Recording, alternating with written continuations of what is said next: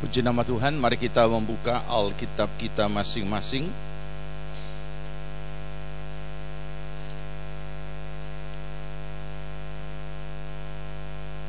Pembacaan kita dalam Galatia pasal 2. Galatia pasal yang kedua.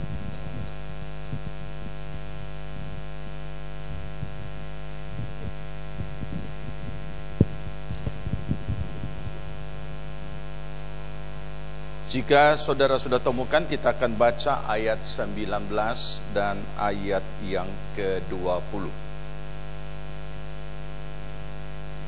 Sudah dapat? Kita sambut dan firman Tuhan dan kita akan baca bersama-sama. Galatia pasal 2 ayat 19 dan ayat yang ke-20 demikian. Sebab aku telah mati oleh hukum Taurat untuk hukum Taurat, supaya aku hidup untuk Allah. Aku telah disalibkan dengan Kristus, namun aku hidup, tapi bukan lagi aku sendiri yang hidup, melainkan Kristus yang hidup di dalam aku.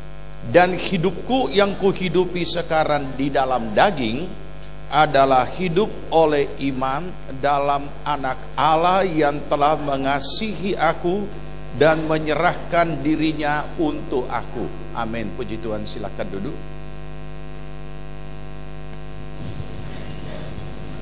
Dari ayat firman Tuhan yang sudah kita baca, kita masuk pada bagian terakhir dari hal pengalaman.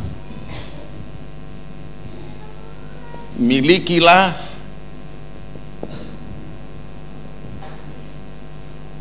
pengalaman hidup bersama Roh Kudus.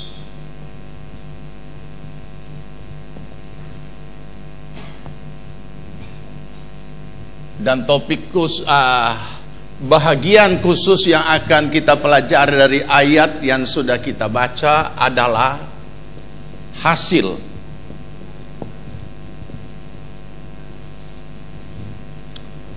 atau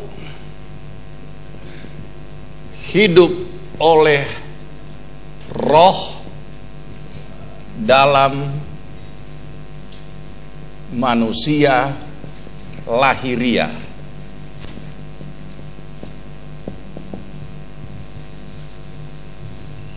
Ini hasilnya.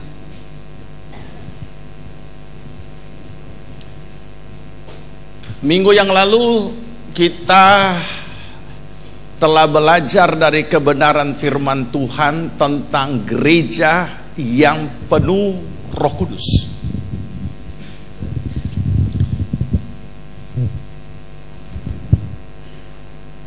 Boleh pinjam mic yang ini.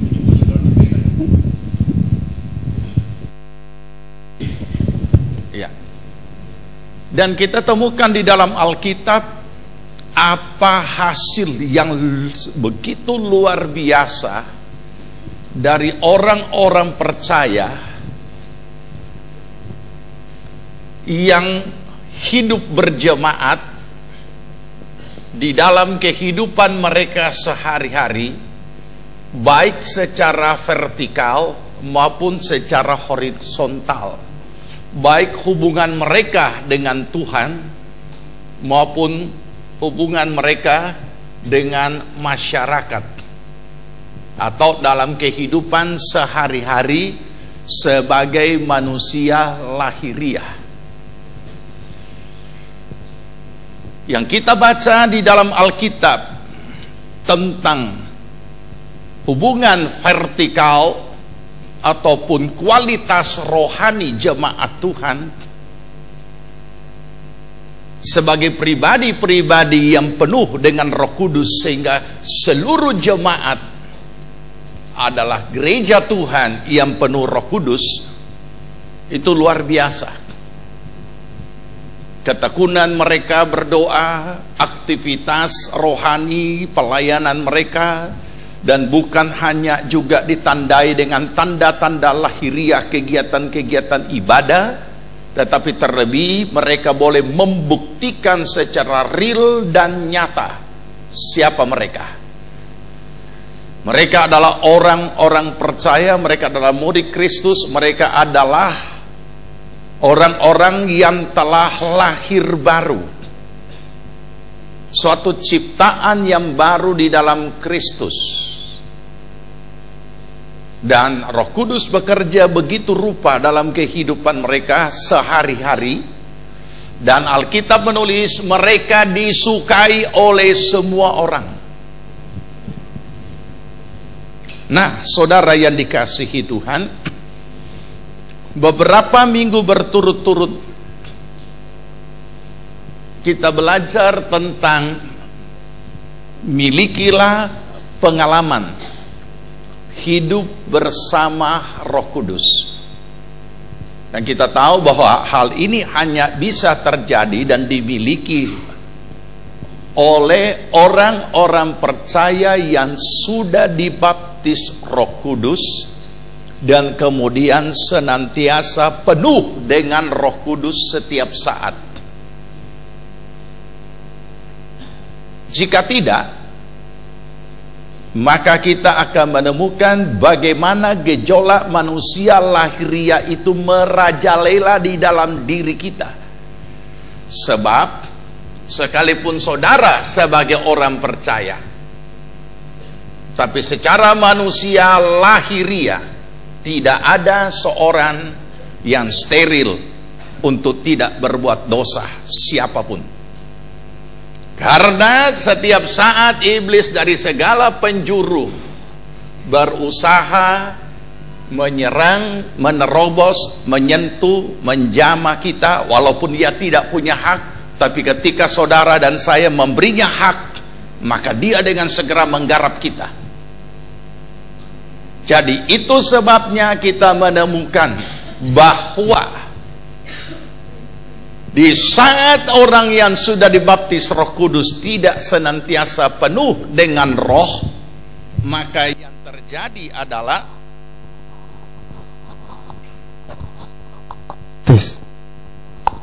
terjadi adalah mereka juga akan hidup secara manusia lahiriah yang kemudian menjadi tidak steril dari berbuat dosa.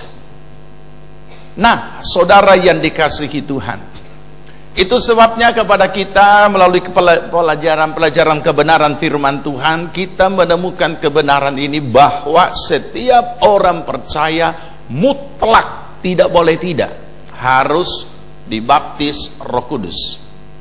Dan setelah dibaptis dengan Roh Kudus, ia harus hidup penuh, senantiasa penuh Roh Kudus. Sebab kalau tidak, maka ia akan menjalani hidupnya secara manusia lahiriah tanpa pertolongan Roh Kudus. Itu sebabnya kita perlu memiliki pengalaman hidup bersama Roh Kudus, karena dia ada di dalam sini.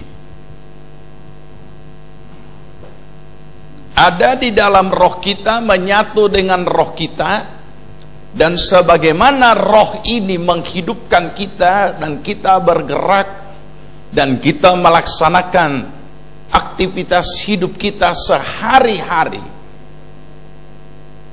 dan Roh Kudus yang menyatu dengan roh kita juga demikian adanya.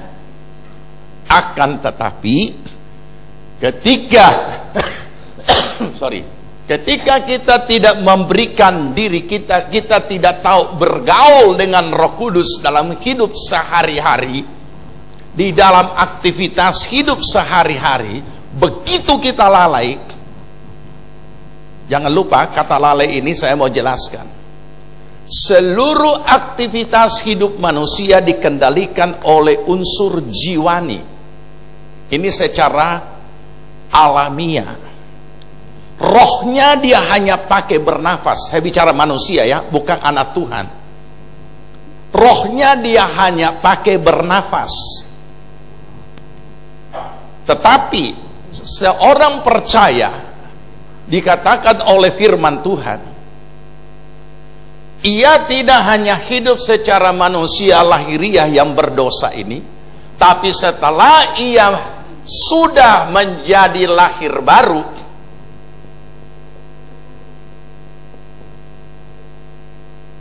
setelah ia lahir baru, ia menjadi ciptaan yang baru, ditetapkan oleh Tuhan, tidak hanya hidup secara manusia lahiriah, tapi dalam keadaan manusia lahiriah, ia hidup oleh roh dalam manusia lahiriah.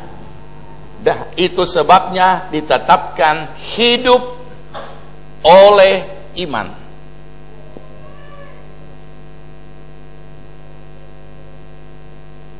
Dan hidup oleh iman ini identik, nanti kita akan temukan dengan apa yang dikatakan hidup oleh roh. Jika tidak, maka secara alamiah unsur jiwani ini yang akan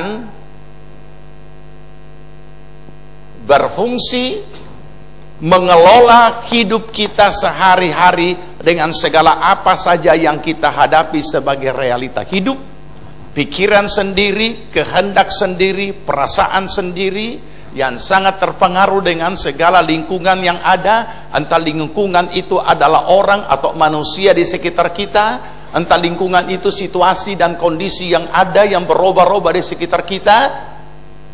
Dan sebagai bukti, kenapa seseorang bisa bersedih dan menangis? Karena ada situasi yang menyedihkan yang sedang dia alami. Kenapa seseorang bisa tertawa dan bersenang-senang? Karena situasi kondisi yang sedang dia alami.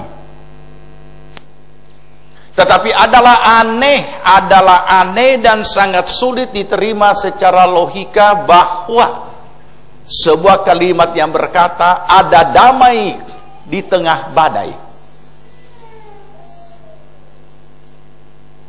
Kalau kita tidak mendalami ini, maka kita hanya menganggap itu sebuah kalimat puitis. Itu sebuah kalimat yang indah, tetapi tidak pernah terlaksana. Padahal apa yang kita ketahui, itu bukan hanya sekedar kalimat biasa.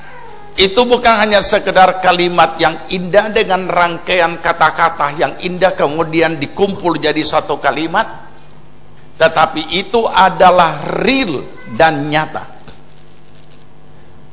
Contoh, bagi mereka yang mengetahui tentang kisah-kisah di balik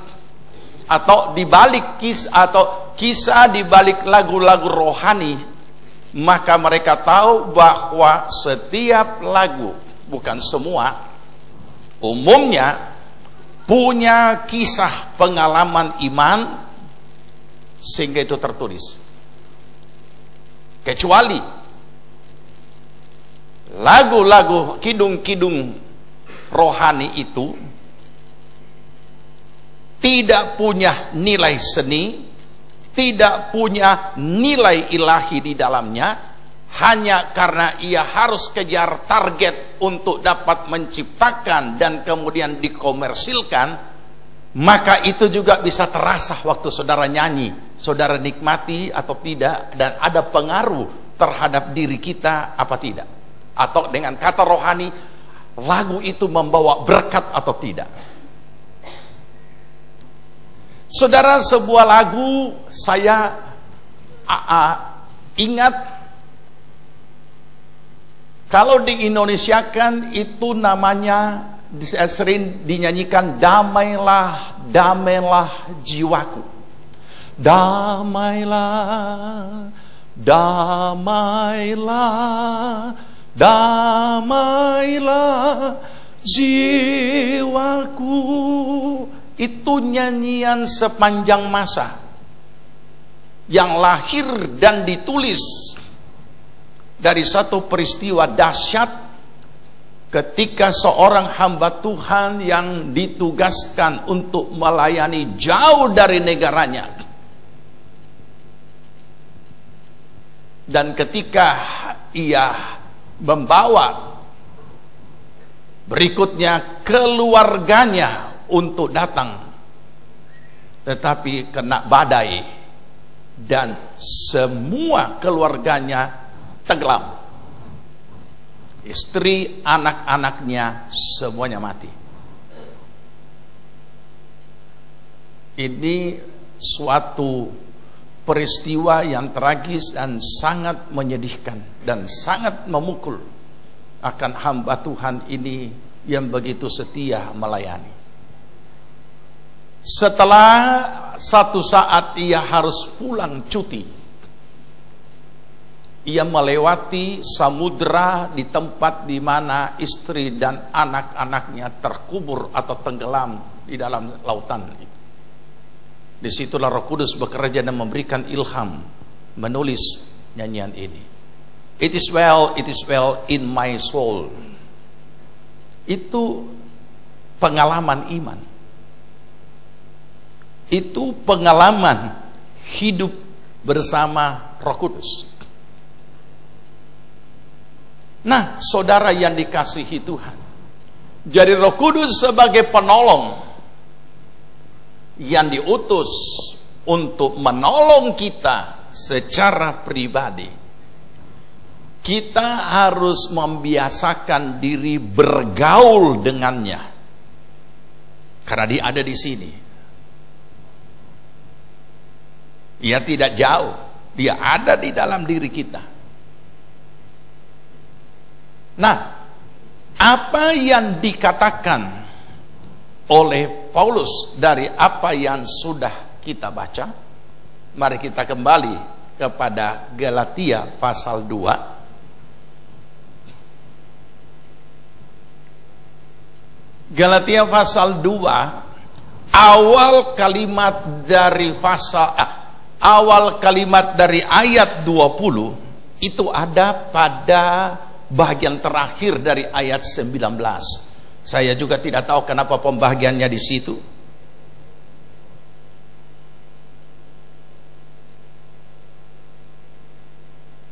Apa kalimat terakhir dari ayat 19? Aku telah disalibkan dengan Kristus, namun aku hidup. Saya ulangi. Aku telah disalibkan dengan Kristus, namun aku hidup. Sama seperti saudara dan saya, cara manusia lahiriah, saudara dan saya sedang hidup dalam dunia nyata real, punya nama dan masih hidup. Nah, jadi kebenaran ini tidak membingungkan kita dan tidak terlalu sulit untuk kita alami dalam hidup kita sehari-hari. Tetapi apabila kita keliru mengerti, memahaminya, maka akan menghasilkan hal-hal yang justru keluar dari kebenaran firman. Baik, perhatikan apa yang dikatakan dalam ayat itu. Aku telah disalibkan dengan Kristus. Jadi kalau kita melihat di sini apa yang terjadi,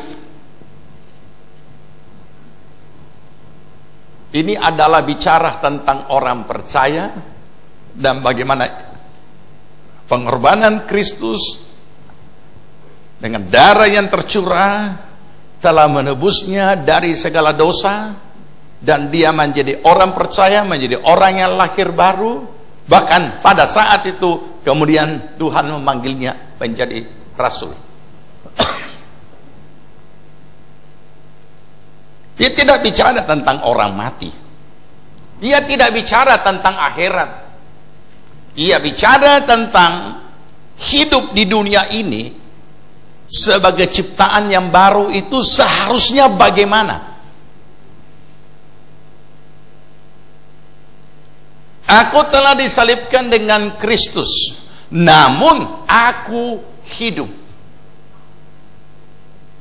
Nah, sekarang karena dia hidup, orang percaya ini hidup, bagaimana ia menjalani hidupnya di dunia sebagai orang percaya, sebagai orang yang sudah lahir baru, sebagai seorang yang ciptaan baru.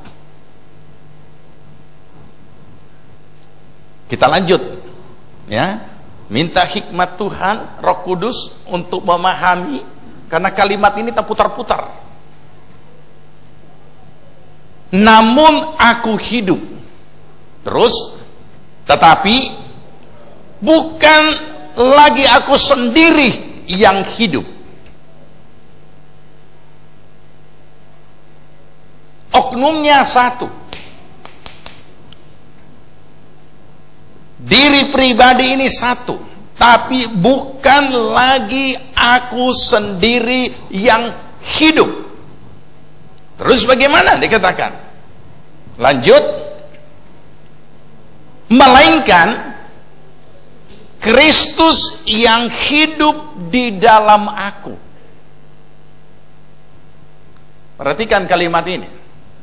Ia tidak hanya berkata Kristus ada di dalam aku, tetapi Kristus yang hidup di dalam aku.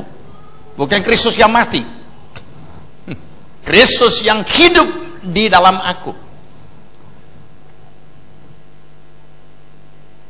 Kalau kita bicara tentang konteks keselamatan, maka kita menemukan orang ini sudah menerima Kristus dan memiliki Kristus di dalam kehidupannya secara pribadi. Makanya masalah keselamatan tidak ada masalah lagi. Karena dikatakan barang siapa yang percaya dan menerima Kristus, kepadanya diberikan hidup yang kekal dan tidak binasa. Urusan akhirat so beres. Tetapi sekarang urusan hidup di dunia dalam manusia lahiriah ini bagaimana? Makanya Kristus harus hidup di dalam diri kita, sehingga bukan aku lagi, tapi Kristus yang hidup di dalam aku. Oleh karena itulah saudara, mengapa Yesus berkata kepada murid-murid sebelum naik ke sorga, janganlah diberi hatimu gelisah. Aku pergi kepada Bapa, yang kirim Roh Kudus sebagai penolong yang akan menyertai kamu dengan jalan tinggal di dalam kamu. Kalau mungkin tadinya kita hanya bisa menangkap secara logika kita yang dangkal ini, terima Yesus punya tidak kelihatan lagi, dan seolah-olah terima Yesus itu hanya secara pengetahuan iman, tanpa dapat dirasakan, tanpa dapat dinikmati, tanpa dapat dialami. Sekarang menjadi real di dalam manusia lahiriah ini. Kehadiran Yesus yang hidup di dalam kita, kita alami kehadiran Roh Penolong yang menggantikan peranan pelayanan Kristus di dunia ini juga kita alami.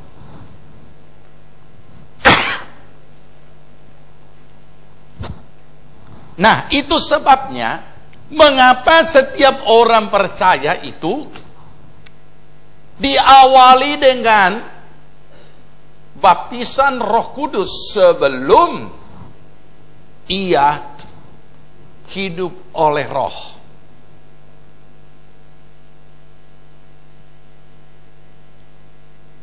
kehadiran Roh Kudus bukan hanya secara pengetahuan iman atau pengetahuan Alkitab, tetapi kita alami, kita nikmati, kita bahasakan dengan bahasa roh, dan sesudah itu kelanjutannya bagaimana kita hidup bersama Roh Kudus dan memiliki pengalaman bersama Roh Kudus dalam menjalani hidup ini. Perhatikan kalimat lanjutnya, ya. Sebagian saya sudah jelaskan, tapi setelah kita baca kita akan lebih mengerti. Kalimat berikut, dan 2, 3. Dan hidupku yang kuhidupi sekarang di dalam manusia lahiriah adalah hidup oleh iman dalam Anak Allah yang telah mengasihi aku dan menyerahkan dirinya untuk aku. Nah, sekarang dengan sepotong-sepotong kita dijelaskan, kita dapat menangkap seluruhnya. Dan ada pencerahan bagi kita. Hidup yang kuhidupi sekarang ini, masih ingat 1 Korintus 15 ayat 10? Aku ada sebagaimana aku ada. Jadi hidup yang kuhidupi sekarang ini, hidup manusia lahiriah yang sedang ada sekarang ini, dikatakan karena ada Kristus yang ada di dalam ini, ada Roh Kudus di dalam ini, makanya hidup yang kuhidupi sekarang dalam daging, dalam manusia lahiriah adalah hidup oleh iman. Pertanyaannya, apakah ini sudah kita lakukan? Hidup oleh iman?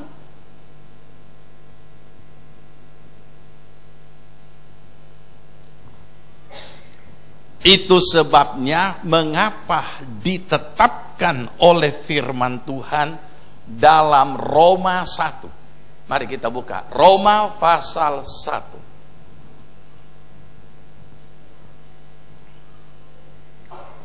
Roma pasal 1 ayat 16.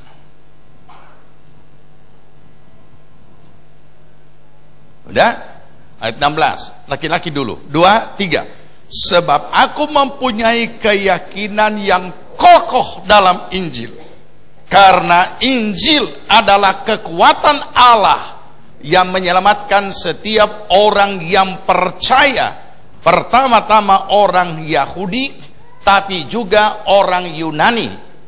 Kaum perempuan 17, 2, 3.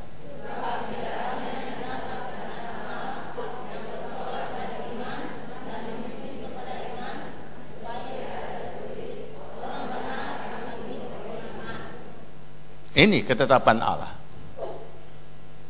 Jadi orang yang sudah menjadi percaya, yang sudah lahir baru, yang sudah terima Yesus, yaitu saudara dan saya, ditetapkan hidup oleh iman. Tidak ada cara lain. Makanya saya sering ingatkan, ketika kita sudah menjadi percaya, tetapi masih mau menjalani hidup kita dengan cara yang lama ketika kita masih sebagai orang berdosa, maka saudara jadi orang Kristen, saudara menyiksa diri, karena saudara tidak akan menikmati damai sejahtera di dalam Kristus, karena masih tetap mau hidup sebagai orang berdosa. Oleh karena itu, orang-orang yang menganggap dirinya sudah lahir baru, sudah terima Yesus, tapi masih mau dengan cara hidup yang lama, maka ketika ia menjalani hidup kekristenannya, ia menganggap firman Tuhan itu adalah penyiksaan baginya, tekanan baginya, penghalang bagi gerak hidupnya. Tidak dia suka firman Tuhan itu, karena masih cara yang lama. Padahal seharusnya ini sama sekali tidak ada lagi. Karena dikatakan siapa yang ada dalam Kristus, ia adalah ciptaan yang baru. Setelah diciptakan sebagai ciptaan yang baru, dia harus jalani hidup yang baru. Tapi banyak orang Kristen tidak mau menjalani hidup baru. Hanya mereka menganggap bahwa kegiatan-kegiatan ibadah, kegiatan-kegiatan pelayanan akan menolong dia menjalani hidup barunya. Tidak. Malahan itu akan merusak gereja Tuhan. Beberapa cara tempo dulu yang dilakukan oleh hamba-hamba Tuhan adalah mengikat orang-orangnya atau anggota jemaatnya dengan jabatan, dengan pelayanan, dengan kedudukan, supaya ia boleh tetap setia. Ini dosa yang dibuat oleh banyak pendeta. Terakhir, begitu pendetanya nanti dipanggil Tuhan pulang ke sorga, dia tidak pernah ketemu dengan jemaatnya, karena jemaatnya dia sudah masukkan di dalam neraka ketika masih ada di dunia. Itu cara-cara tempo dulu. Mengikat orang dengan pelayanan, supaya kalau sudah dikasih tugas, tentu dia akan jalani. Dia tidak kemana-mana. Saya tahu orang ini sangat disiplin di kantornya, atau orangnya, atau pribadinya. Jadi kalau kita ikat dia dengan pelayanan, kita kasih dia kedudukan di gereja, dia pasti akan setia, akan rajin. Ini dosa yang dibuat oleh hamba-hamba Tuhan, menjerumuskan jemaatnya masuk dalam neraka. Padahal dikatakan oleh firman Tuhan, setiap orang percaya. Nah, sekarang kita tidak perlu jauh-jauh. Kita kembali pada diri kita sendiri. Setelah sekian puluh tahun kita menjadi orang percaya, sudahkah kita hidup oleh iman? Saya tidak bahas lagi panjang lebar di situ, karena berbulan-bulan pada saat yang lampau sudah dijelaskan apa itu hidup oleh iman secara mendetail. Kenapa orang gagal hidup oleh iman? Tidak bisa, saudara, tanpa pertolongan penolong Roh Kudus. Dan andai kata kita mau berusaha dan melejapkan pertolongan, tidak usah, itu kan pribadi punya ketaatan. Silakan lakukan. Dan ketika saudara berhasil hidup oleh iman tanpa pertolongan Roh Kudus, semua nilai-nilai rohani yang saudara miliki akan menjadi kesombongan-kesombongan yang dibanggakan. Dan akhirnya jatuh dalam dosa kesombongan. Itu kelicikan iblis. Ada kelompok, bahkan cukup banyak kelompok orang-orang Kristen yang tidak memusingkan dengan Roh Kudus, tapi mereka bisa mencapai hidup kudus. Kenapa? Dengan usaha sendiri, tapi kemudian tanpa mereka sadari menciptakan kesombongan yang luar biasa. Kenapa bisa dosa kesombongan masuk? Padahal kesombongan dosa. Akhirnya menghancurkan semua kekudusan yang dia miliki. Dengan kesombongan kekudusan, menghancurkan kekudusan. Ini bahayanya, saudara. Nah, baik, setelah kita menemukan membaca akan ayat ini, ternyata pada akhirnya bukan kalimat yang berbelit-belit, tapi ini adalah kondisi real manusia lahiriah yang hidup oleh roh, atau hidup oleh roh dalam manusia lahiriah ini. Dan ini tidak sulit, karena bagian dalam diri kita bukan cuma tubuh dan jiwa, tapi ada roh manusia dengan roh Allah yang menyatu dalam diri kita, kemudian membawa seorang percaya yang lahiriah ini hidup oleh iman kepada anak Allah yang telah menyerahkan diri untuk. Nah, saudara,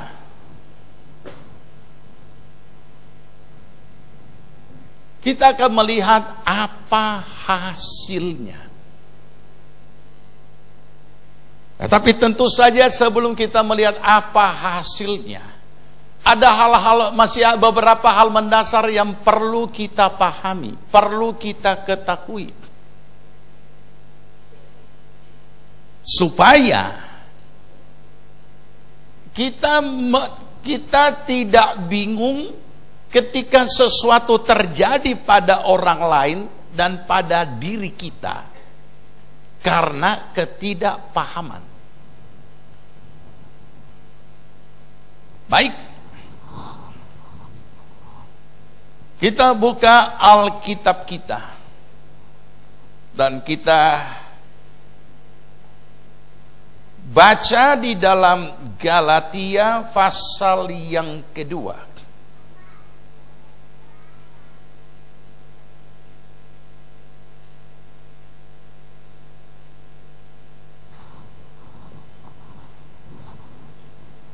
Ya, sebelum kita baca ayatnya, saya jelaskan beberapa bahagian terlebih dahulu.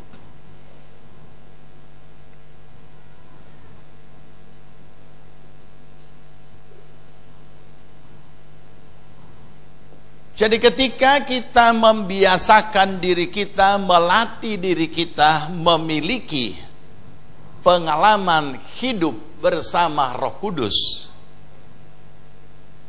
maka tanpa kita bukan tanpa kita sadari ya, maka dengan sendirinya akan terjadi manusia lahiriah orang percaya ini hidup oleh Roh.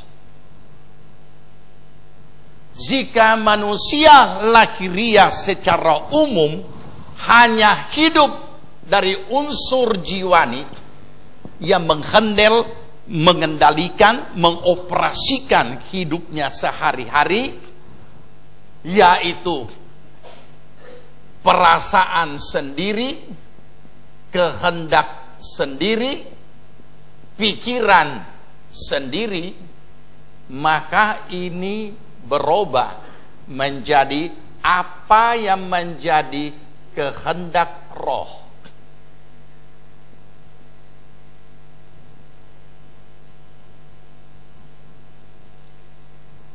Dan ketika bicara tentang hal ini, saudara, kita tidak usah terlalu mengada-ngada. Oh, ini kalau orang hidup oleh Roh, orangnya ngeroh. Nah, orangnya baspok. Ada banyak orang memang seperti itu. Mungkin saya tidak boleh katakan banyak. Ada sebagian orang-orang percaya seperti itu. Ada sebagian orang pelayan-pelayan Tuhan dalam gereja Tuhan seperti itu. Ada sebagian hamba-hamba Tuhan juga yang membawa dirinya baspok. Saya tidak bisa kata baspok ya, karena orang yang dengar ini siaran dia tidak ngerti apa itu baspok. Bagaimana mengindonesiakan itu baspok?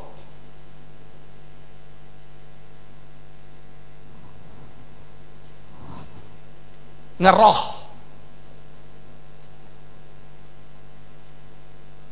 Bahasanya juga ngeroh. Tuhan bilang.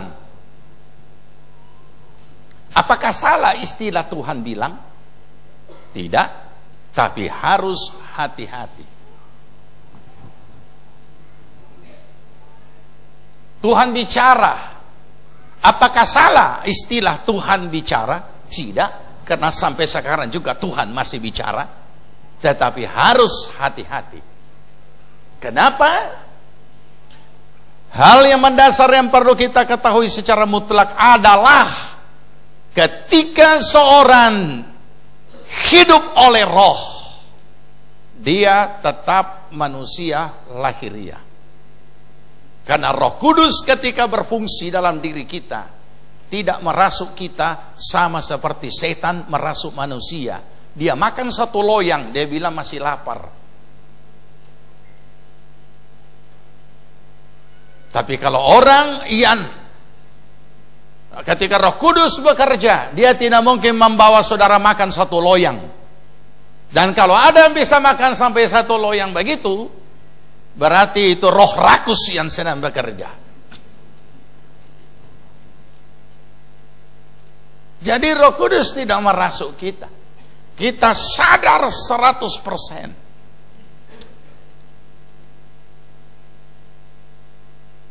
Ketika pengalaman pertama Roh Kudus bekerja memimpin hidup kita, Roh Kudus bekerja dan juga memenuhi kita, mungkin pengalaman-pengalaman awal ada hal-hal yang kita tidak duga karena belum terbiasa atau belum melatih diri bergaul bersama Roh Kudus. Makanya ada orang yang dibaptis Roh Kudus, dia teriak-teriak histeris, ada yang tagiling-giling. Tapi masa setiap penuh Roh Kudus mesti tagiling-giling? Bagaimana kalau tiba-tiba di pasar dia penuh Roh Kudus, penuh PC dia punya baju?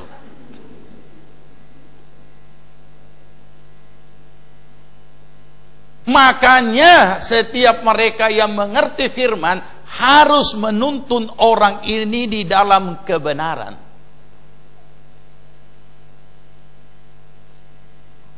Dan juga bukan berarti nanti di dalam gereja, nanti berdoa, baru Roh Kudus bekerja di dalam diri kita. Tidak, setiap saat karena dia sudah ada di dalam diri kita. Berikut, ketika Roh Kudus berkarya dalam diri kita, apa saja bentuknya termasuk karunia-karunia, ia juga tidak merasuk kita. Dan jangan kita selalu lupa, ia bekerja dalam manusia lahiria yang sedang hidup, bukan mati. Jadi ketika seorang hidup seperti kita, bukan mati, maka seluruh unsur manusiawi ada di dalam diri ini. Dan tetap bekerja sebagaimana adanya. Nah, itu sebabnya saya katakan, karena Roh Kudus bekerja dan berkarya dalam manusia lahiria yang sadar 100%, maka kita harus jaga diri kita baik-baik, supaya jangan ada unsur jiwani atau unsur-unsur daging yang lainnya yang bekerja dan kemudian bercampur aduk di dalamnya.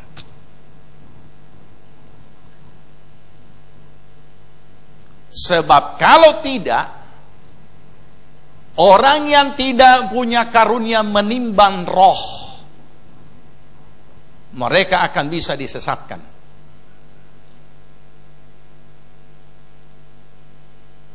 Tapi bagi mereka yang punya karunia menimbang roh, mereka tidak akan bisa disesatkan, karena mereka tahu yang mana roh iblis, yang mana Roh Kudus, yang mana roh manusia.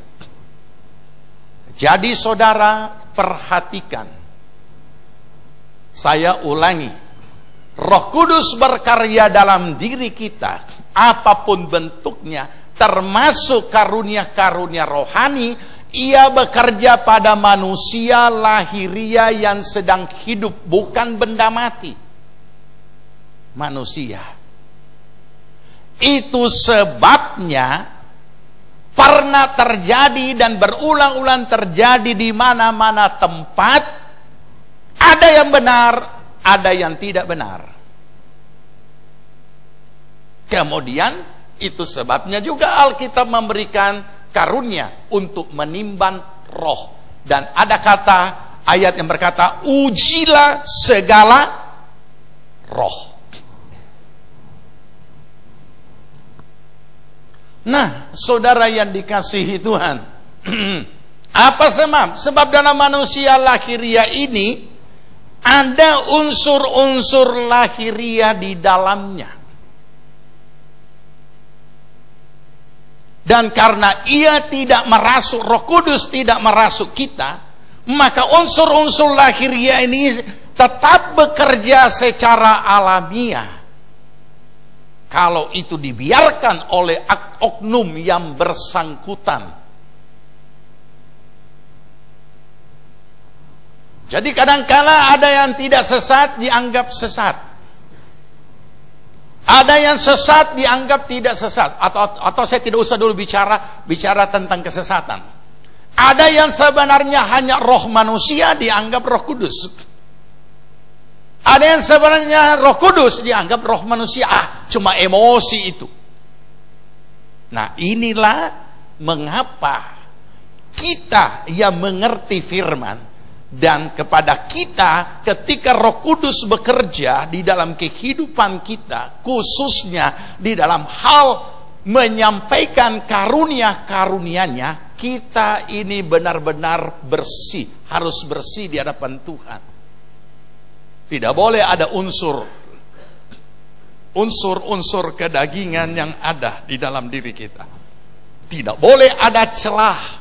Begitu ada celah, maka terjadi pencemaran roh. Jadi kita perlu mengerti, saudara.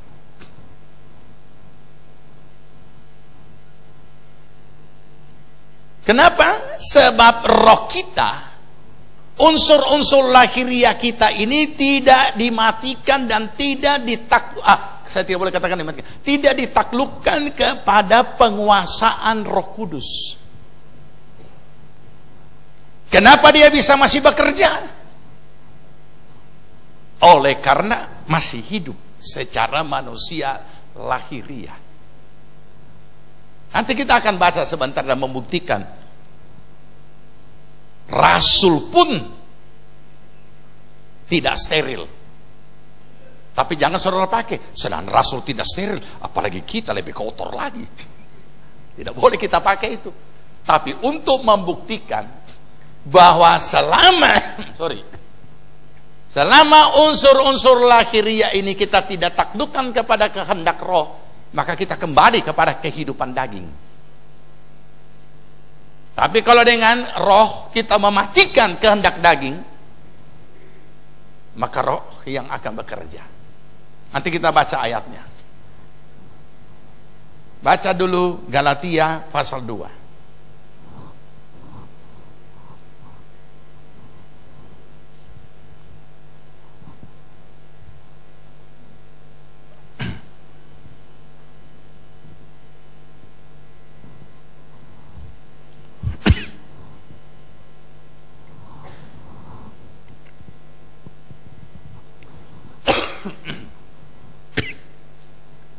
Galatia pasal yang kedua, ayat 11.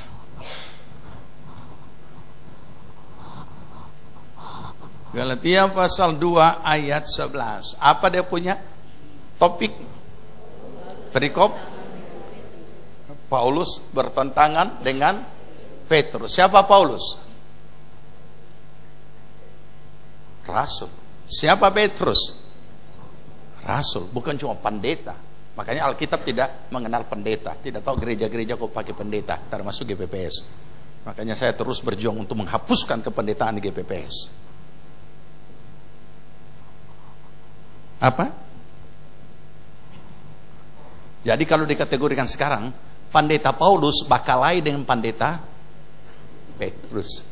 Rupanya dari zaman dulu pendeta tukang bakalai juga. Tapi bukan fisik. Kalau sekarang meningkat fisik. Dan sudah ada yang mati. Nah, apa yang terjadi? Kita baca kaum laki-laki ayat 11. Tetapi waktu Kefas atau Petrus datang ke Antiokhia, aku berterang-terang menentangnya sebab ia salah. Karena ini Paulus berani ya, pendatang baru ini. Petrus itu senior. Dan dia bisa tahu bahwa Petrus ini salah. Kalau kita pasti tidak berani. Perempuan, 2, 3.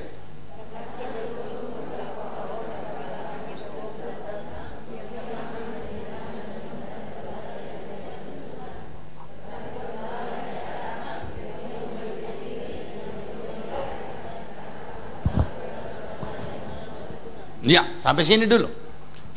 Minggu lalu kita dengar firman Tuhan luar biasa ya. Murid-murid ini setelah mereka dibaptis Roh Kudus jadi berani. Tapi ditulis oleh Alkitab, sebelum beberapa orang dari kalangan Yakobus datang, Petrus makan sehidangan dengan saudara-saudara yang tidak bersunat. Tapi setelah mereka datang, Petrus mengundurkan diri dan menjauhi mereka karena takut akan saudara-saudara yang bersunat. Siapa itu saudara-saudara yang bersunat? Kaum Yahudi.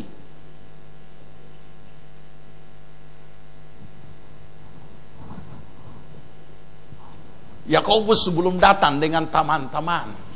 Jadi Petrus ini makan sehidangan dengan orang-orang yang tidak bersunat, atau kalau istilah lain, bangsa lain. Istilah lain lagi lebih jelas, orang-orang kafir yang sudah jadi Kristen. Makan sehidangan, bagaimana berkabar? Yakobus datang dengan orang Yahudi, minta maaf ya. Yakobus, bagaimana kabar? Kenapa dia melakukan itu? Kenapa dia tidak tetap dengan orang-orang kafir ini? Dengan orang tidak bersunat? Tidak bersunat toh? Ya. Kenapa? Alkitab mengatakan karena ia takut dengan orang-orang Yahudi. Paulus lihat, ini kalau di sini bilang tidak betul, orang lain juga tidak mengerti. Apa itu tidak betul? Tidak mengerti. Tidak benar ini. Nah, terus apa yang terjadi? 13 laki-laki dan orang-orang Yahudi yang lain pun turut berlaku munafik dengan dia, sehingga Barnabas sendiri turut terseret oleh kemunafikan mereka. Rupanya di antara orang-orang tidak bersunat ada juga yang bersunat, sama-sama bercampur baur di sini, baca cerita, makan rame-rame. Di antaranya ada Barnabas ya. Begitu ada Yakobus datang dan rombongan, Barnabas dia korek. Bagaimana? Kapan datang Yakobus? Nah, pertanyaannya, kenapa bisa jadi begini? Rasul, so dibaptis Roh Kudus, bukan cuma dibaptis Roh Kudus, punya karunia Roh Kudus. Kenapa bisa jadi begini? Kenapa bisa kehidupan sosial, hubungan sosial hari-hari, dalam kehidupan hari-hari bisa gagal?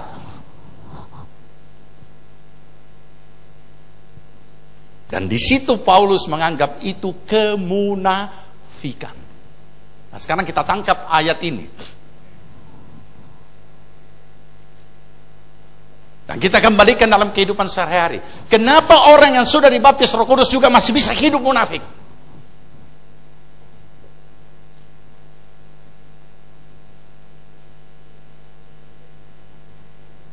Nah, ini menunjukkan tidak ada yang steril.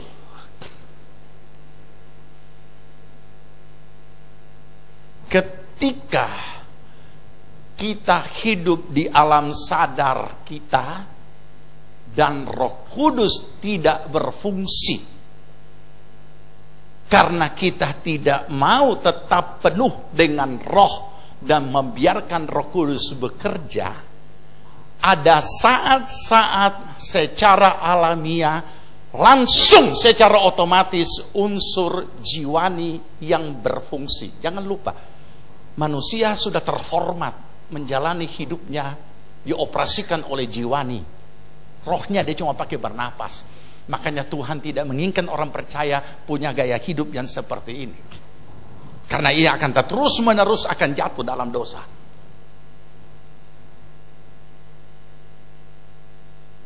Dan ini terjadi pada Paulus,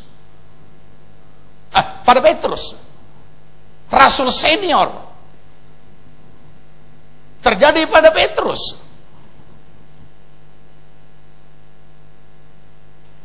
Jangan pernah selalu mendewakan siapapun dalam hal-hal rohani, karena tidak ada yang steril.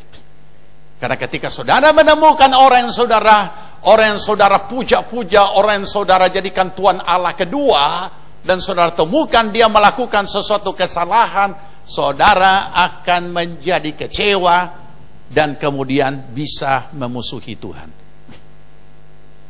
Ada banyak orang yang kecewa kepada hamba-hamba Tuhan, tapi pada akhirnya memusuhi Tuhan. Kenapa? Sederhana, karena mereka sudah menjadikan Tuhan kedua, hamba-hamba Tuhannya atau gembalanya, ataupun para pendeta-pendeta tertentu. Oleh karena sesuatu hal, hamba Tuhan ini hebat, hamba Tuhan ini dipakai Tuhan. Semua orang dipakai Tuhan, masing-masing sesuai dengan apa yang Tuhan kehendaki. Bukan berarti kita tidak saling menghargai atau harus saling menghormati, tetapi jangan pernah mendewakan siapapun. Kalau pakai bahasa asing terlalu keren lah. Jangan pernah mengkultus individukan siapapun. Karena saudara akan kecewa. Dan apa yang terjadi? Yang terjadi selanjutnya, Paulus berkomentar. Di hadapan semua orang. Tentu saudara akan berkata, ini Paulus tidak pakai hikmat, tidak pakai etika. Coba panggil, tarik itu Petrus ke samping, bicara empat mata. Masa di muka orang? Tidak selamanya harus empat mata. Karena kadang-kala ada orang yang tidak mempan dengan empat mata, sehingga harus tunjuk di testa di hadapan umum. Itu pun kadang-kala dia tidak sadar. Memang ada tahap-tahapan di dalam firman Tuhan. Panggil empat mata. Kalau yang dipanggil berkacamata berarti 6 mata. Ya, kalau yang memanggil juga berkacamata 8 mata. Bayangkan banyaknya mata. Dia tidak mendengar, panggil saksi 2 atau 3 orang. Tidak lagi mau taat, umumkan di hadapan jemaat, kata Alkitab. Itu tahap-tahapannya. Oke, kita lihat. Apa kata Petrus? Apa kata Paulus? 14. Tetapi waktu kulihat bahwa kelakuan mereka itu tidak sesuai dengan kebenaran Injil, jadi memang kelakuan harus sama. Ya, aku berkata kepada Kefas di hadapan mereka semua. Waduh, jika engkau seorang Yahudi, hidup secara kafir dan bukan secara Yahudi, bagaimanakah engkau dapat memaksa saudara-saudara yang tidak bersunat untuk hidup secara Yahudi? Menurut kelahiran kami adalah orang Yahudi dan bukan orang-orang berdosa dari bangsa-bangsa lain. Kamu tahu bahwa tidak seorang pun yang dibenarkan oleh karena melakukan hukum Taurat, tapi hanya oleh karena iman dalam Kristus Yesus. Lanjut.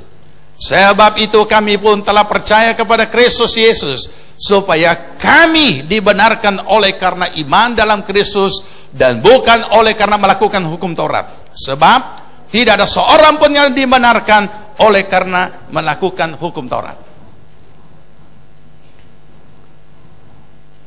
Orang yang hasil yang kita akan peroleh dari memiliki pengalaman hidup bersama Roh Kudus adalah kepekaan.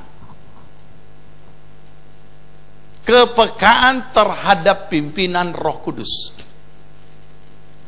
Komitmen yang teguh.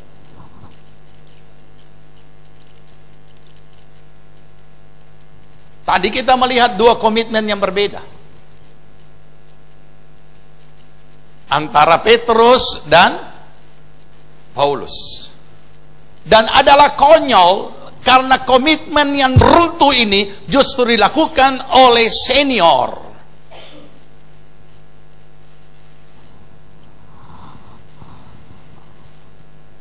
Saya menyusun satu topik yang sedang menjadi topik nasional, yaitu dosa-dosa kesenioran.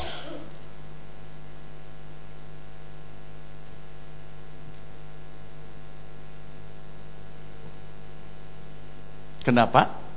Ini tidak berbeda jauh dengan situasi bukan cuma di kalangan gereja dosa-dosa kesenioran, tapi juga di dunia nyata.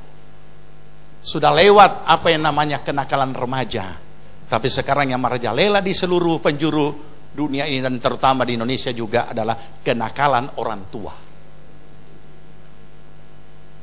Tapi para anak-anak tetap tahu otoritas, tetap tunduk pada otoritas dan menghargai, menghormati orang tuamu dalam segala hal dan mendoakan mereka. Hampir tiap minggu ada kasus orang tua di televisi. Ini luar biasa. Pepatah SD waktu saya masih SD berkata, surga di telapak kaki ibu. So lenyap. Diharap-harap bisa pindah surga di telapak kaki papa, padahal kurang lebih sama. Jadi surga so hilang dan memang tidak ada di telapak siapapun. Karena surga tempat kediaman hanya ada pada tempat kediaman Allah. Mengerikan dan mengerikan dan mengerikan. Dan apa yang kita baru baca tadi juga adalah dosa kesenioran. Siapa? Petrus. Kok bisa? Pertanyaan, kok bisa? Kita perlu bergumul, kita perlu berdoa, dan banyak hal. Jangan saudara berpikir, itu Pak, dengar itu kan hari Minggu, dosa-dosa orang tua banyak. Jangan durhaka anak-anak.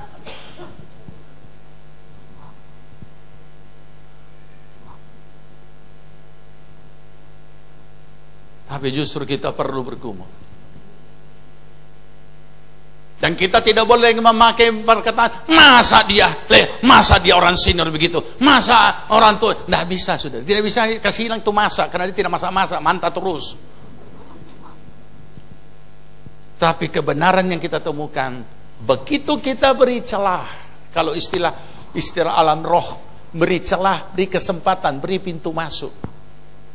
Atau kalau saya boleh katakan, ketika kita lalai untuk memberikan keleluasaan sepenuhnya kepada Roh Kudus, maka kita manusia lahiriah yang sudah diformat dengan unsur jiwani yang mengoperasikan hidup, itu terjadi dengan sendirinya.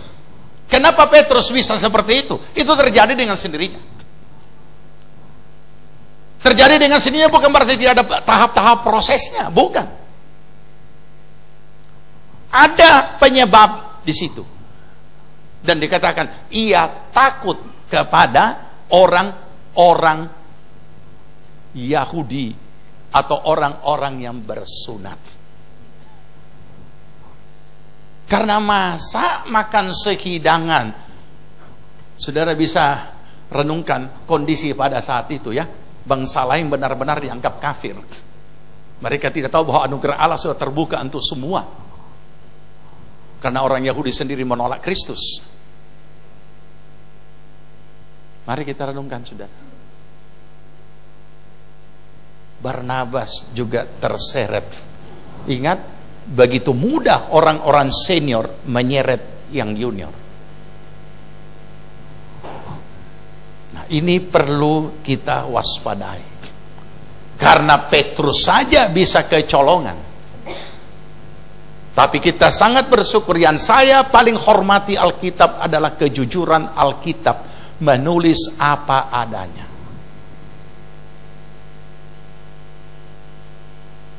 Baik, sekarang kita melihat sejauh mana tingkat kepekaan itu yang kita miliki. Kalau kita tidak terbiasa atau saya berkata melatih diri kita, punya pengalaman bersama Roh Kudus dalam hidup sehari-hari, kita sulit punya kepekaan. Kita hanya tahu bahwa Roh Kudus kalau melakukan sesuatu itu secara aneh-aneh. Ada suara, "Hai anak-anakku." Saya yakin kalau saya tiba-tiba berdiam dan saudara tiba-tiba dengar suara tanpa orang, saudara semua bubar ibadah. "Hai anak-anakku jemaat GPPS Palu." Saudara satu-satu, masih baik kalau satu-satu keluar. Berhamburan saudara keluar dan ada yang terinjak-injak. Dari mana suara ini? Sama dengan orang memusingkan dengan suara itu apa nih? So, ada yang bilang sangkakala. Kalau pendeta dia katakan, oh sangkakala. Nah, kalau ilmuwan yang mengatakan, oh itu getaran-getaran di dalam tanah. Kalau ini sederhana. Orang tanya sama saya, Pak Pendeta, apa pendapat Bapak dengan suara-suara yang sedang heboh di televisi? Saya tidak tahu dan saya tidak mau pusing dan tidak mau dipusingkan dengan itu.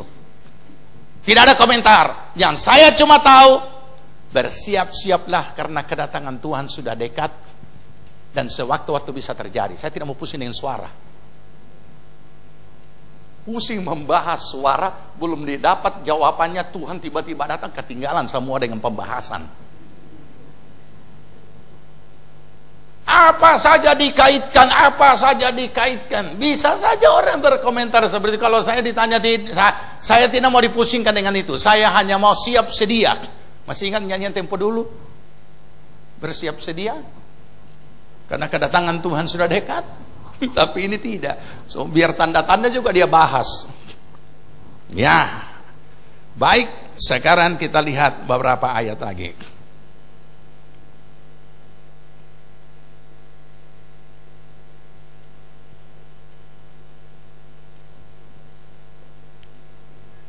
Roma 8.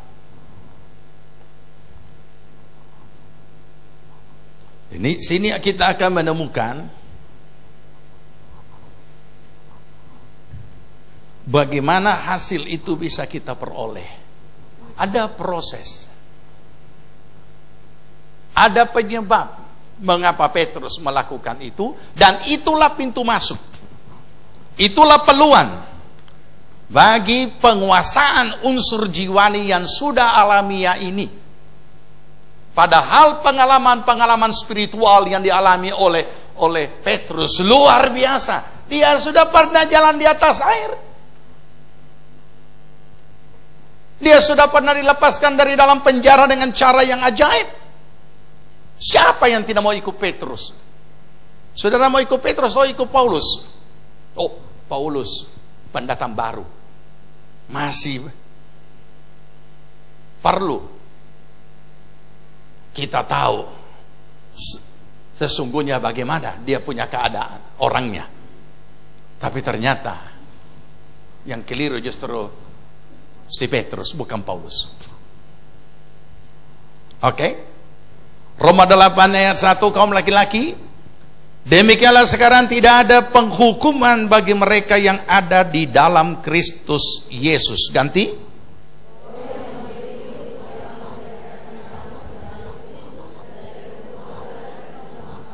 Roh yang memberi hidup telah memerdekakan. 3. Ya, sebab apa yang tidak mungkin dilakukan hukum Taurat karena tak berdaya oleh daging, telah dilakukan oleh Allah. Dengan jalan mengutus anaknya sendiri dalam daging, yang serupa dengan daging yang dikuasai dosa karena dosa, ia telah menjatuhkan hukuman atas dosa di dalam daging. Jadi sudah tergenapi dalam Kristus.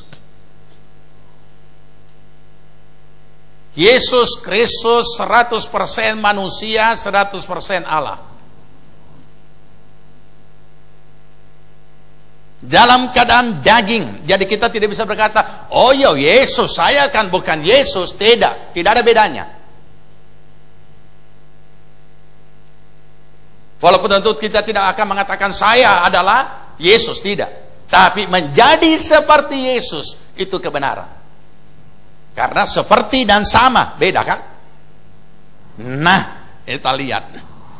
Jadi itu semua sudah terjadi di dalam Kristus secara manusia lahiriah, memikul salib dengan taat, setia, dan itu kita semua bisa temukan dalam Filipi. Nanti baca di rumah. Filipi pasal 2, mulai dari pasal 1. 4. Kaum perempuan, dia 2.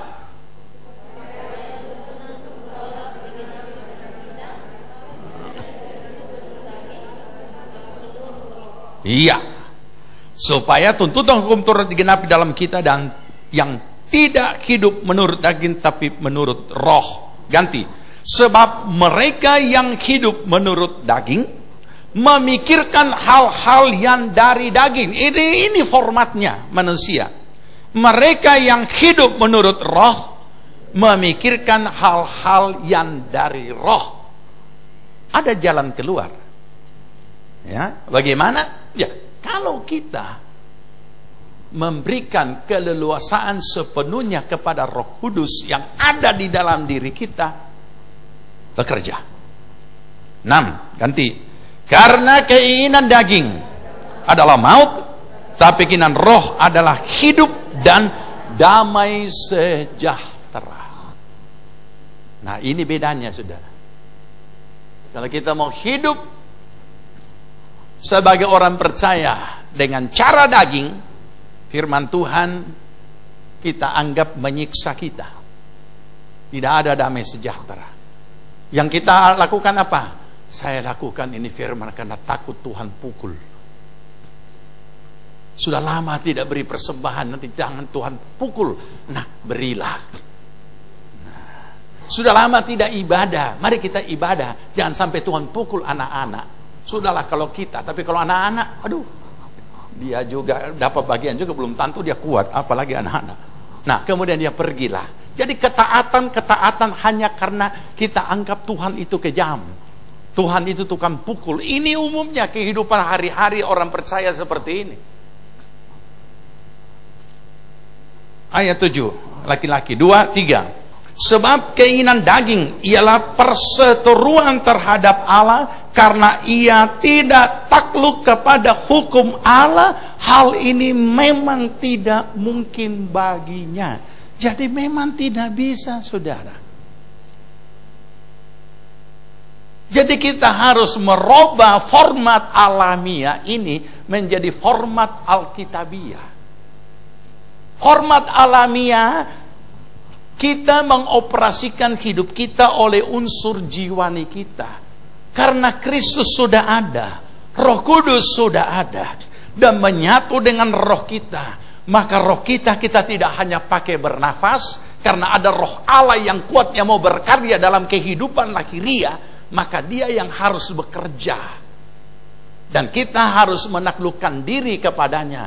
Dan dia yang akan menguasai seluruh keberadaan kita. Dan kita akan bisa mencapai hidup oleh roh atau hidup oleh iman. Kalau tidak bisa.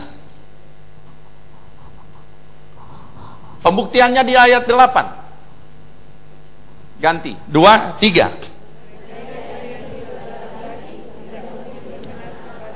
Ya memang tidak bisa, saudara. Tidak bisa. Dan itu kita sudah hadapi dan alami dalam hidup kita sehari-hari. 9, laki-laki. Tapi kamu tidak hidup dalam daging, melainkan dalam roh. Jika memang roh Allah diam di dalam kamu. Tapi jika orang tidak memiliki roh Kristus, ia bukan milik Kristus. Nah, kenapa roh Allah, Roh Kudus yang ada dalam diri kita biarkan begitu saja? Kita hanya sampai kepada bahasa roh. Padahal ini hasilnya. Ini hasilnya. Membawa, jadi bukan hanya peka, bukan hanya punya komitmen yang kuat, teguh, tidak tergoyahkan, tapi juga dalam kehidupan sehari-hari. Memberikan kita hidup yang berkualitas. Kualitas iman kita di hadapan Allah dan juga sesama. 11. Laki-laki. Dan jika roh dia yang telah membangkitkan Yesus dari antara orang mati diam di dalam kamu, maka ia yang telah membangkitkan Kristus Yesus dari antara orang mati akan menghidupkan juga tubuhmu yang fana itu oleh rohnya yang diam di dalam kamu. Kita lihat, tanpa saya jelaskan dari kalimat ini sudah kita dapat melihat bagaimana seharusnya tuh Roh Kudus berkarya begitu rupa. Artinya secara dagingnya memang lemah. Tetapi Dia yang bekerja menghidupkan tubuhmu yang fana oleh Roh-Nya yang diam di dalam kamu. Nah, sedikit lagi 13. Sama-sama aja. Sebab jika kamu hidup menurut daging, kamu akan mati. Tapi jika oleh Roh kamu mematikan perbuatan-perbuatan tubuhmu, kamu akan hidup. Perhatikan kisah ini. Ini kisah konyol yang sering dijadikan jok-jok hamba Tuhan. Ada seorang hamba Tuhan sedang mendapat tugas untuk mengadakan suatu perjalanan yang cukup jauh dan melelahkan dengan kondisi jalan yang begitu rupa. Rusak. Maka ia pun naik bus antar desa. Begitu dia naik bus, yang pas duduk di sebelahnya cewek cantik yang aduhai potongannya. Karena berjam-jam lalah, ini cewek tak sadar. Dia berdoa, Tuhan kuatkanlah hamba-Mu. Masuk lubang tak kaget. Tidak jadi lagi tak sadar. Sadar, duduk lagi biasa.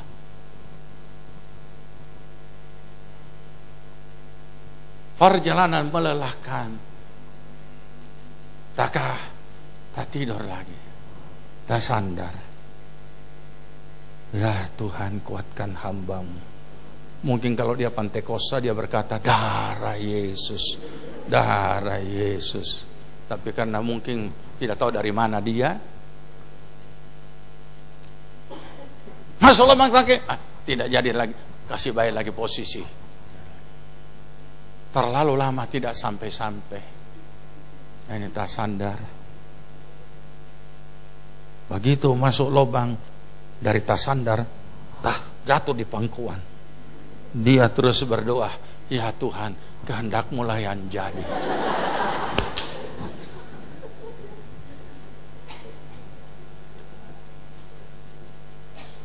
Berdoa loh. Berdoa loh. Dia berdoa, bukan tidak berdoa. Tapi salah berdoa. Doa yang terakhir kalimat itu sudah kalimat keinginan daging. Dengan orang yang sama punya doa yang berbeda. Kenapa bisa? Yang pertama dia berusaha kehendak Roh, Tuhan tolong kuatkan hamba-Mu sambil darah Yesus. Darah Yesus. Mungkin tidak tahu dia agak lagi PPS mungkin. Tapi karena fisik lemah, kan ada ayat toh, hati berkehendak tapi tubuh lemah, fisik lemah, perjalanan jauh, bukan cuma tak sadar, so jatuh di pangkuan, maka doa berubah. Walaupun sama-sama rohani berdoa, kehendak-Mu lah yang jadi. Persis doa Tuhan Yesus. Jadi saya tidak lanjutkan lagi apa yang jadi berikutnya. So tahu sendiri. Nah inilah kehidupan hari-hari kita.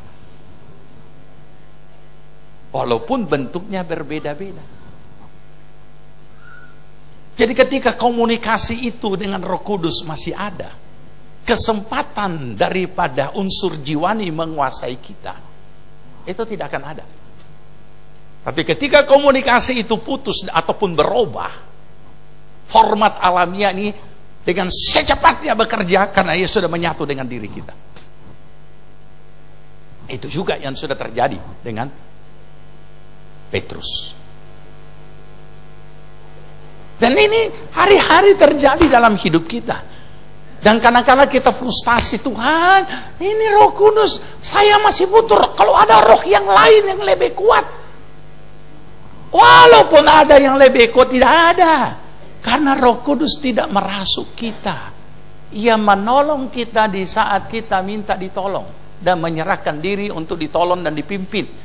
Baca pulang di rumah nanti di Galatia pasal 5. Di situ akan sangat jelas. Nanti saya akan terangkan kapan waktu. Nah, ini hasil. Jadi jangan menjadi kecewa, jangan berhenti tetap berjuang, jangan tetap bergumul di dalam iman, dan jangan juga menjadi hakim atas saudaramu ketika saudara melihat ada orang-orang yang gugur dari iman. Doakan, bukan membencinya. Doakan. Kenapa? Karena Petrus saja bisa jadi model munafik. Bukan kita mau munafik karena Petrus munafik, bukan. Tapi kita sedang mempelajari kasus ini secara mendalam. Ini proses yang terjadi. Orangnya tidak memahami proses yang sedang terjadi secara internal diri setiap pribadi maupun yang ada di alam roh. Mereka akan hanya jadi hakim. Ataupun mereka hanya dengan kesombongan karena memiliki hal-hal rohani. Ketika kita menyombongkan hal rohani yang ada pada kita, Tuhan mengizinkan aib menimpa kita supaya kemuliaannya kembali kepada Tuhan, bukan dimiliki oleh orang itu. Saya yakin ini akan memotivasi kita untuk belajar setiap hari, hidup bersama Roh Kudus dan punya pengalaman iman. Mari kita berdoa dan bangkit berdiri.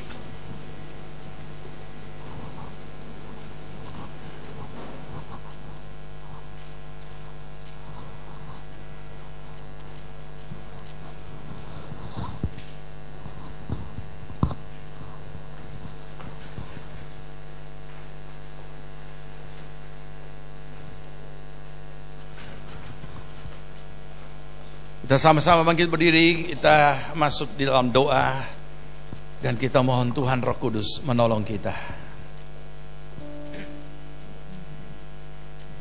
Penuhi sekarang Tuhan, penuhilah hidupku, hatiku bagai tanah gersang, merindukan jamahan Roh Suci. Amin, amin Tuhan. Hidupku bagai bejana, ku bawa ke sungai-Mu Tuhan. Haleluya Yesus.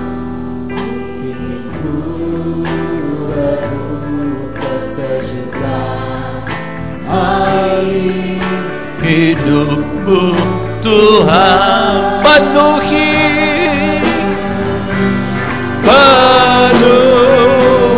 aku sekarang. Haleluya. Oh Roh Kudus, mari penuhi kami semua. Penuhi. Hanya Engkau yang ku rindu, jamalah hidupku Tuhan.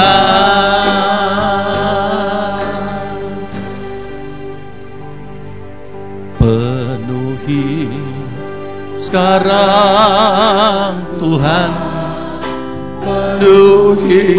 Amin, amin. Ini kerinduan kami Tuhan.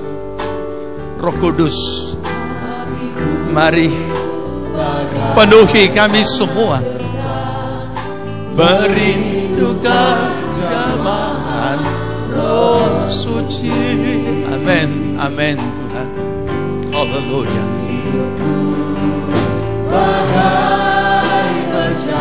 Amin. Ke sungai-Mu Tuhan. Haleluya Tuhan.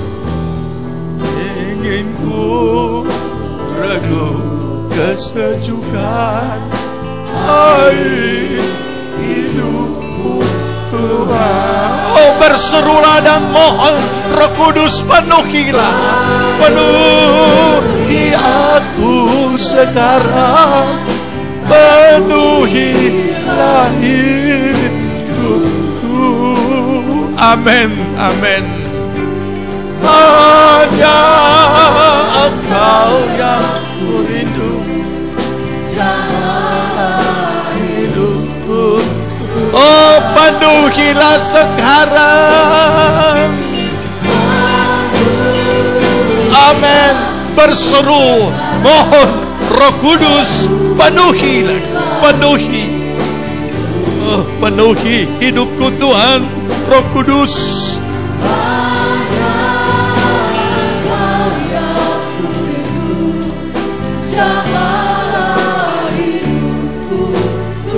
Penuhi, penuhi, penuhi sekarang Roh Kudus. Haleluya. Penuhilah hidup. Amin, amin, amin.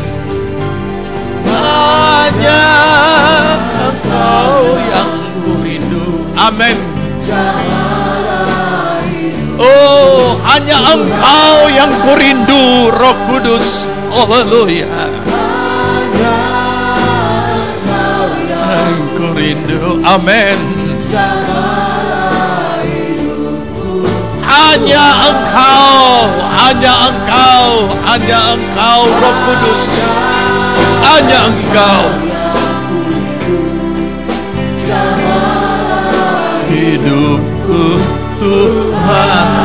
Uriara lama takkan nama yara lama yara lama syiara lama takkan nama yara lama lama lama.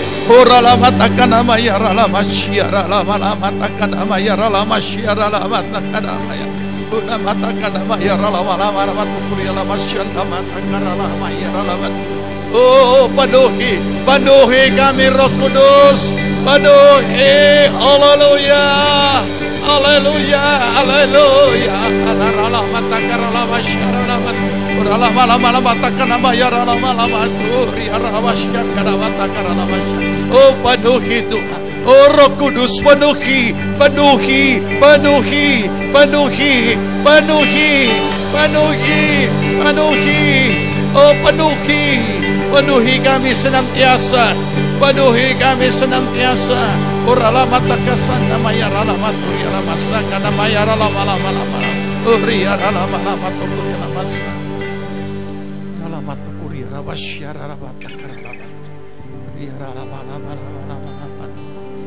Lama takkan nama yara lama syara lama turia lama saka. Lama lama lama takkan nama yara lama saka lama takkan nama. Nama yara lama syara lama lama.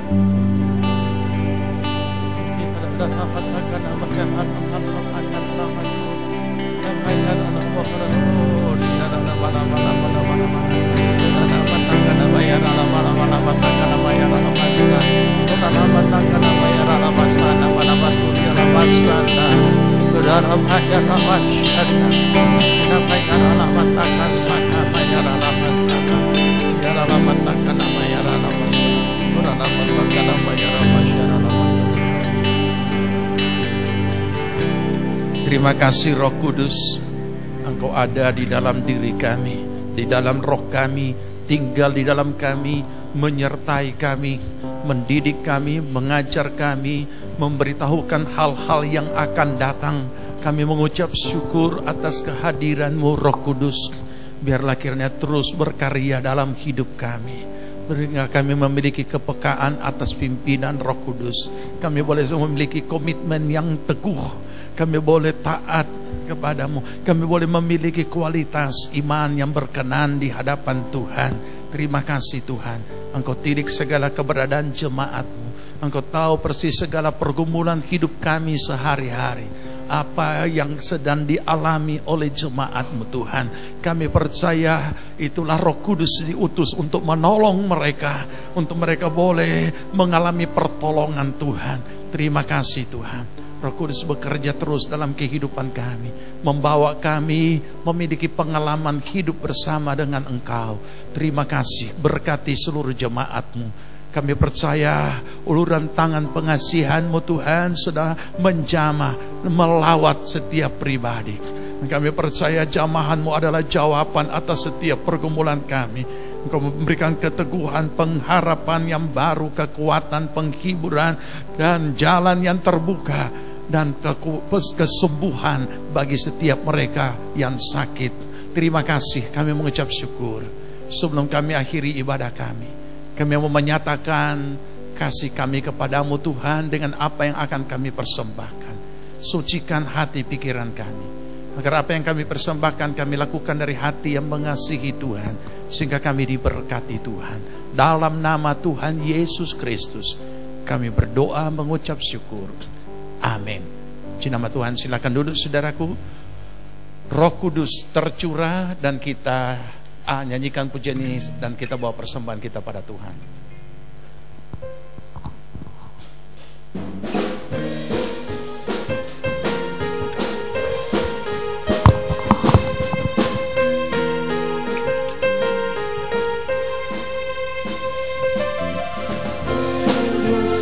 Tercurah di tempat ini, urapannya yang ajaib memulihkan umatnya. Roh Kudus tercurah bagi mejanya, membangkitkan umat pilihannya. Hari inilah harinya Tuhan, saat pembebasan tiba. Belenggu dosa. Mari kita bangkit berdiri, terima berkat Tuhan. Mari bersurat bahagia, anggur baru tercurah, penuhi umatnya dengan sukacita. Minyak baru tercurah, berapi umatnya, nyata kuasanya, nyata kuasanya, nyata kuasanya, nyata kuasanya.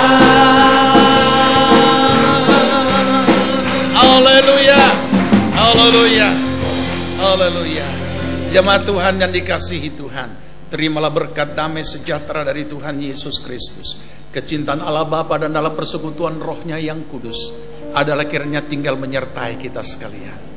Dibuatnya kita hidup bijaksana, sehingga berhasillah segala apa yang kita kerjakan sampai berkelimpahan, dari sekarang sampai Tuhan Yesus datang kembali. Amin.